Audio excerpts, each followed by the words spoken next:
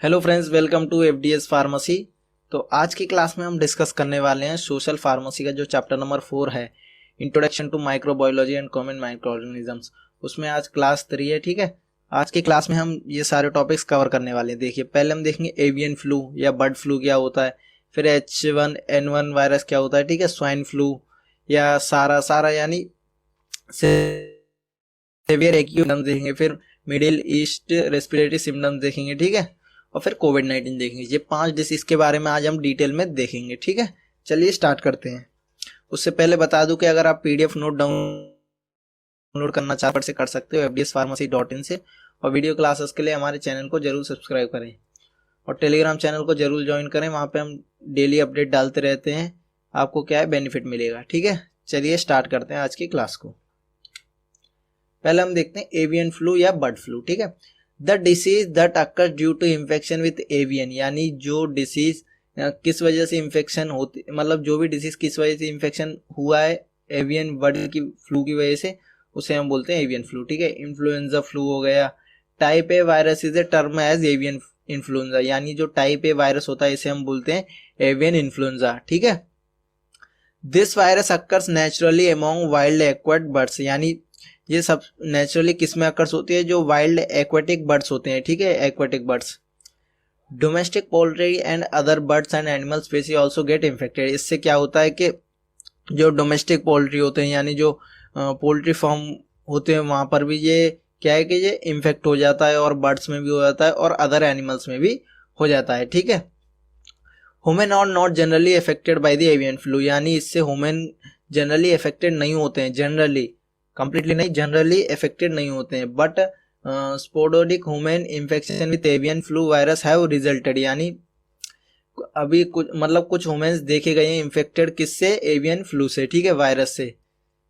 ये causative agent कौन करता है, देखिए, bird flu is caused by A type of influenza virus. ठीक है, ये एक इन्फ्लुएंजा वायरस से कॉज होता है। ठीक है, डेट और रेयरली इन्फेक्टेड ह्यूमंस, यानी ये ह्यूमन को रेयरली इन्फेक्ट करते हैं। ठीक है, ये आप देख सकते हो एवियन फ्लू। ठीक है, इसलिए बोलते हैं क्योंकि ये जो एक्वाटिक बर्ड्स होते हैं उनकी वजह से होती है। ठीक है, more than a dozen type of bird flu have been identified, यानी मोर देन डजन, डजन यानी 12, उससे 12 से भी ज्यादा ऐसे बर्ड फ्लू हैं जो आइडेंटिफाई किए गए हैं। ठीक है, इन्वॉल्व विद 2 स्ट्रेन्स, उसमें 2 स्ट्रेन्स होते हैं, HSN1 एंड H7N2। ठीक है, which have recently infected women, ये रिसेंटली इन्फेक्ट किया है इन्होंने किनको, वुमेन्स को। ठीक है,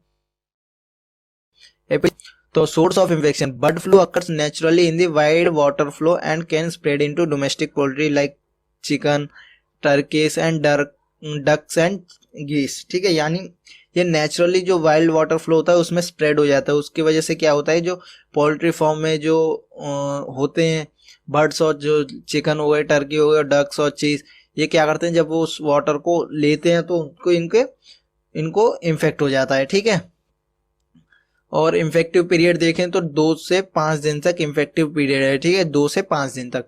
और इंक्युबेशन का पीरियड देखें तो 2 to 17 डेज। इंक्युबेशन पीरियड मतलब सही होने में कितना टाइम लग रहा है, और इन्फेक्टिव मतलब इन्फेक्ट कितनी दिन में हो गया है। ठीक है, अब देखते हैं मोड ऑफ ट्रांसमिशन। तो ये कैसे ट्रांसमिशन होता है, मोड ऑफ ट्रांसमिशन देखें तो bird flu spread by A close contact with the dead और अलाइव इन्फेक्टेड बर्ड, यानी जो बर्ड फ्लू है अगर कैसे स्प्रेड होता है, मतलब कि अगर कोई डेड हो गया, लाइव हो गया, इन्फेक्टेड बर्ड है, आप उसके क्लोज कांटेक्ट में जाते हो तो आपको भी हो जाएगा। ठीक है, टचिंग इन्फेक्टेड बर्ड्स, यानी अगर आप इन्फेक्टेड बर्ड को टच कर रहे हो तो आपको भी ये हो जाएगा।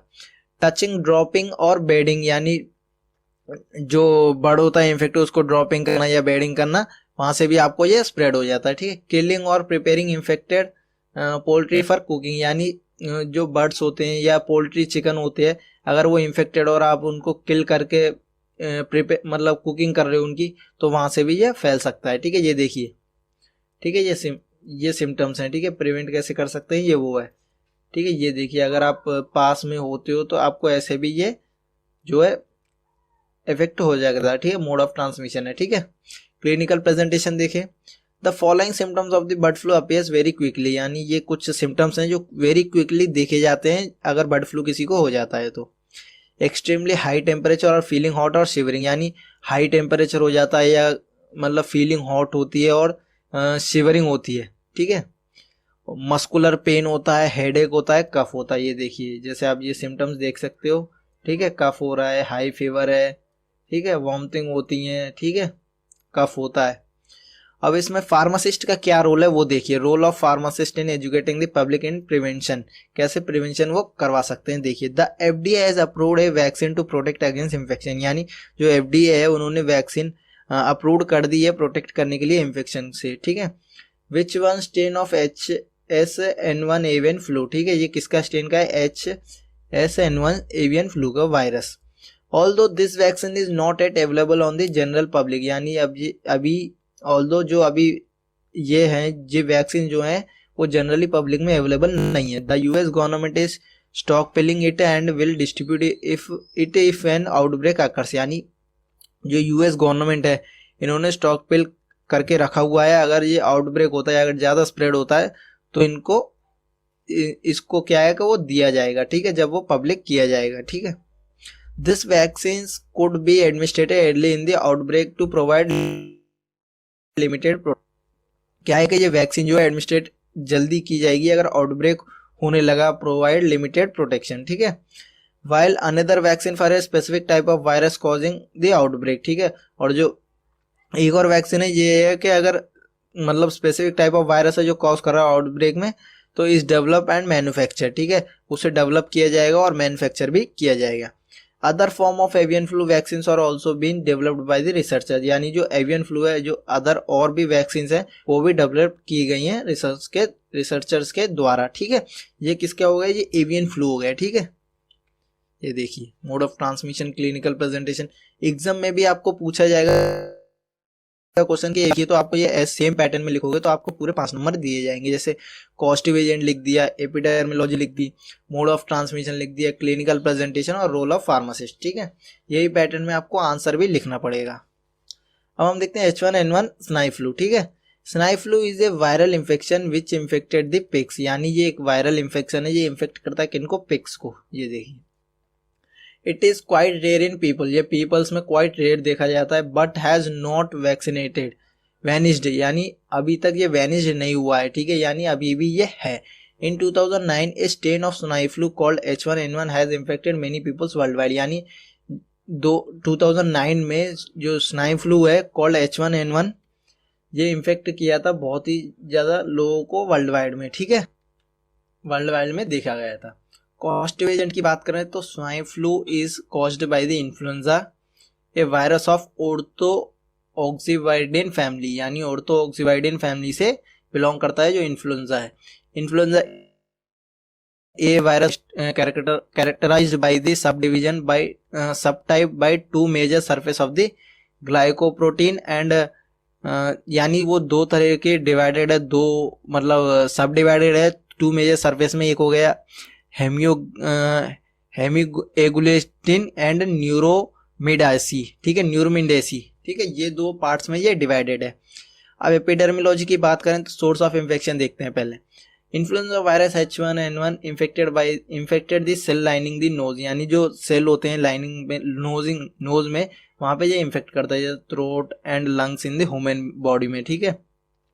The virus enter the body through inhalation, यानी ये वायरस कैसे बॉडी में एंटर होता है, through inhalation of the contamination droplet और व्हेन द लाइव वायरस से ट्रांसफॉर्म आइज और नोज और माउथ, ठीक है, यानी अगर आइज से, नोज से, माउथ से अगर लाइव वायरस को इन्फेक्टेड होता है ड्रॉपलेट्स के थ्रू, वहां से भी ये जो है कंटामिनेट हो जाता है, ठीक है। इन्फेक्टिव पीरियड की बात करें तो 5 to 6 डेज है और इंक्लेबलेशन पीरियड की बात करें तो 1 to 4 डेज है, ठीक है। मोड ऑफ ट्रांसमिशन की बात करें अब तो swine flu virus spread through pigs, यानी ये पिग्स के थ्रू मतलब जो है स्प्रेड होता है, और generally due to close contract में भी फॉर्म, यानी जनरली देखा जाए तो कैसे अगर क्लोज कॉन्ट्रैक्ट में आप जाते हो पिग के तो वहां से ये होता है, ठीक है। Contaminated object between the infected and infected pig, यानी जो ऑब्जेक्ट्स होते हैं जो इन्फेक्टेड पिग्स के पास से आप लेते हो या उनके पास जाते हो तो वहां से भी आपको ये हो सकता है।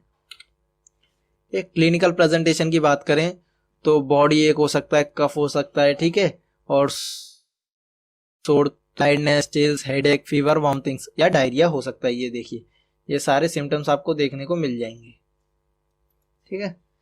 रोल ऑफ फार्मासिस्ट देखें educating the public in prevention में, तो देखिए people should cover their nose and mouth with a tissue while coughing और sneezing and should throw the tissue in trash after using. यानी जो पीपल्स होते हैं वो क्या करें कि नोज को कवर करें और माउथ को भी कवर करें और टिश्यू को यूज करें कफिंग में, स्नीजिंग में, और उसे ट्रैश कर दें आफ्टर यूजिंग इट, यानी डस्टबिन में डालें।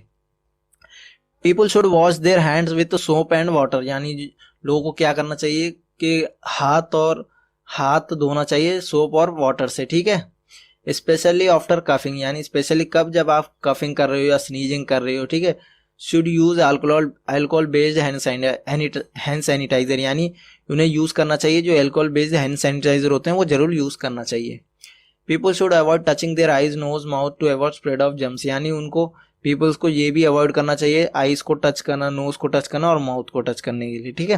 People should avoid close contact with sick people, यानी जो सिक पीपल होते हैं, यानी जो पहले से ही इन्फेक्टेड है, उनसे दूर रहना चाहिए, ठीक है। क्लोज कॉन्टैक्ट, उनसे दूरी बनाई रखनी चाहिए। In case a person become sick he she should give avoid going to out और स्कूल, यानी अगर कोई पर्सन है वो अगर इफेक्ट हो जाता है, इन्फेक्टेड हो जाता है, तो उसे अवॉइड करना चाहिए। कोई वर्क पे जाता है तो वर्क पे नहीं जाना चाहिए, स्कूल में जाता है तो स्कूल में, और बाहर भी नहीं घूमना चाहिए। शुड स्टे एट होम, उन्हें घर पे ही रहना चाहिए। And limited contact with other protect them for the getting infected, यानी लिमिटेड कॉन्टैक्ट बनाए रहना चाहिए दूसरों से, ताकि उनको भी प्रोटेक्शन मिल सके और उन्हें इन्फेक्ट ना हो, ठीक है। तो ये क्या हो गया, ये हो गया H1N1 स्वाइन फ्लू, ठीक है। अब हम देखते हैं SARS severe acute respiratory symptoms, ठीक है। SARS is an example of the communicable disease, ये एक एग्जांपल है किसका, कम्युनिकेबल डिसीज का, caused by a virus, virus से कॉज होता है, ठीक है। SARS virus is a new strain of the corona virus, यानी जो सारा वायरस है ये न्यू स्टेन है किसका, कोरोना वायरस का।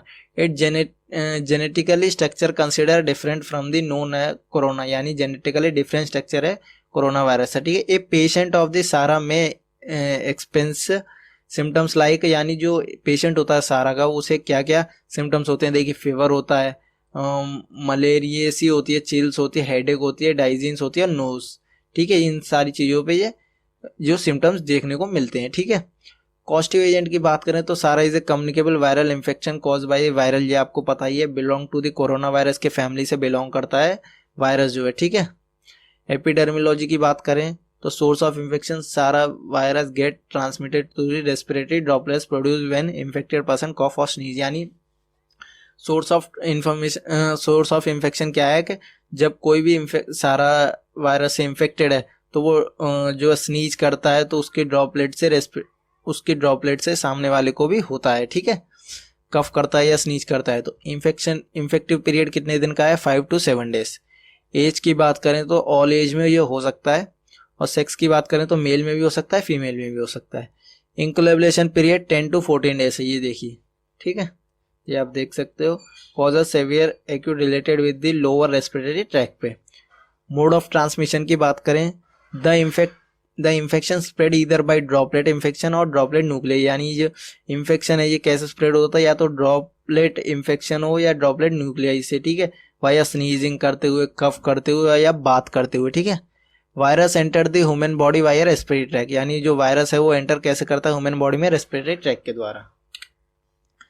क्लिनिकल प्रेजेंटेशन की बात करें, the initially symptom of the सारा इंक्लूड, यानी इनिशियल सिम्टम्स क्या क्या देखने को मिलता है, देखो कफ मिलता है, डिफिकल्टी टू ब्रीथिंग, यानी ब्रीथिंग में प्रॉब्लम, और फीवर 100 डिग्री से ज़्यादा हो जाता है, चिल और शेकिंग, ठीक है। Cough usually start 2 to 3 days of the symptoms, यानी कफ कब स्टार्ट होता है, 2 to 3 days after the symptoms, ये देखिए कफ होता है, हेडेक होता है, ठीक है, सोर थ्रोट, ठीक है, फीवर भी आता है, हाई फीवर होता है।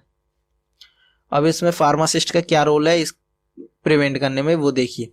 To identify the infected person as early as possible, यानी सबसे पहले जो इन्फेक्टेड पर्सन है उसे आइडेंटिफाई किया जाए जल्दी से जल्दी, along with their movement and contact, उनकी मूवमेंट और कॉन्टैक्ट, वो किन किन से भी कॉन्टैक्ट हुए हैं वो भी देखा जाए। To guide the SARS patient to isolate in community and hospital, यानी उन्हें गाइड करना चाहिए कि आपको आइसोलेट हो जाना चाहिए कम्युनिटी हॉस्पिटल में या कम्युनिटी में या हॉस्पिटल में। To provide protection of medical staff treating this patient, यानी उसे प्रोटेक्शन देनी चाहिए, जो मेडिकल स्टाफ है वो ट्रीट करे उसको, ठीक है। To identify and isolate the person suspected to be infected, यानी आइडेंटिफाई करना चाहिए, आइसोलेट भी करना चाहिए। To follow the basic hygiene practice, यानी हाइजीन प्रैक्टिस उसको फॉलो करानी चाहिए, लाइक वॉशिंग हैंड हो गया, टचिंग पेशेंट हो गया, usually approach and well fitted mask होना चाहिए उसके लिए, ठीक है। To provide timely and accurate report and share other information with authorities and government, यानी उसकी जो टाइमली और एक्यूरेट रिपोर्ट देनी चाहिए अथॉरिटी को या गवर्नमेंट को, इन्फॉर्मेशन शेयर करनी चाहिए, ठीक है, जो कुछ भी हो रहा है। ये देखिए, ठीक है। अब हम देखते हैं MERS, MERS, middle east respiratory symptoms, ठीक है।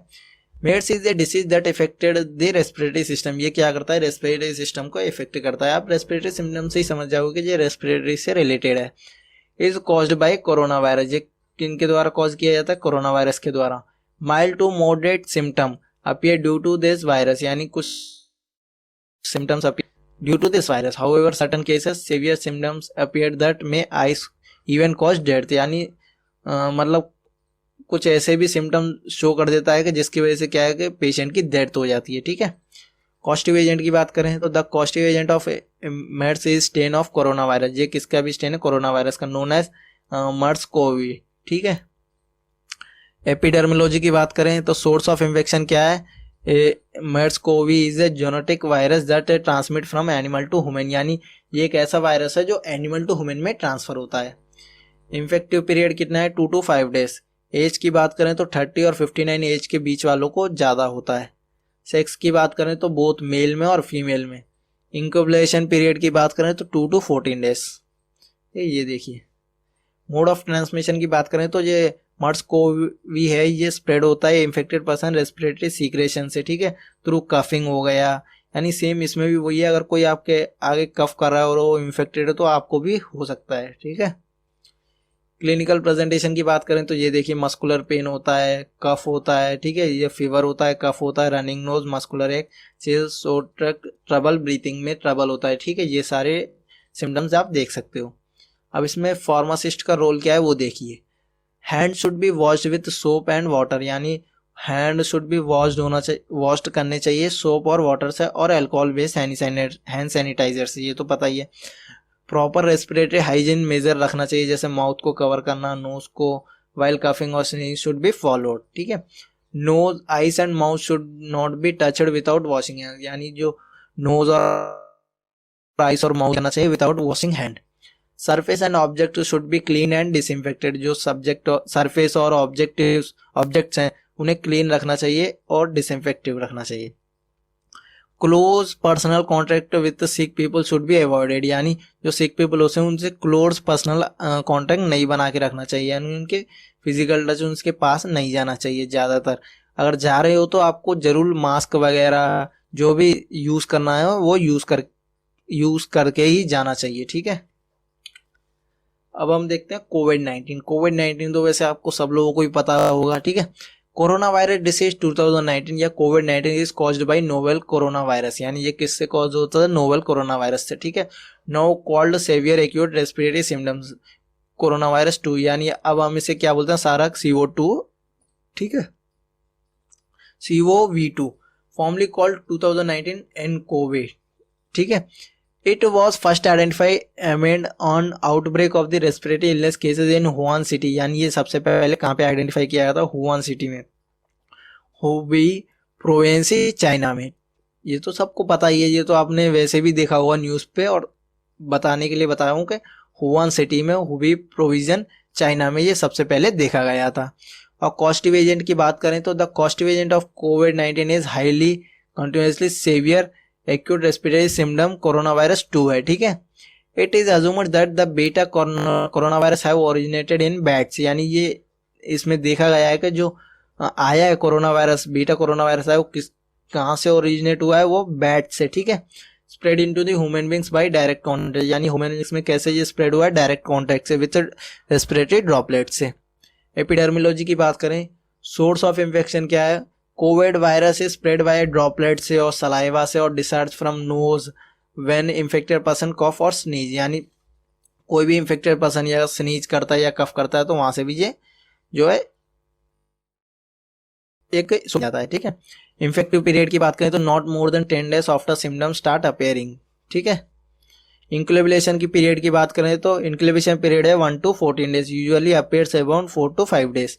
एज की बात करें तो older people and those with underlying medical problem जैसे कार्डियोवास्कुलर डिसीज, डायबिटीज या क्रोनिकल रेस्पिरेटरी हो गई, या risk of developing serious illness. Mode of transmission की बात करें, the Covid virus spread by direct contact, यानी जो कोविड वायरस है ये डायरेक्ट कॉन्टैक्ट से स्प्रेड होता है, ये तो सभी को पता है। रेस्पिरेटरी ड्रॉपलेट से of an infected person, generally through coughing और स्नीजिंग से। Person can also become infected by touching contaminated surface, यानी पर्सन को जो इन्फेक्टेड हो सकता है वो किससे, अगर आप टचिंग कर रहे हो कंटामिनेटेड सरफेस से। कंटामिनेटेड मतलब जो सरफेस पे इन्फेक्टेड पर्सन ने हाथ रखा हुआ है या वहाँ पे वायरस फैल गया है, ठीक है। Touching face, eyes, nose and mouth.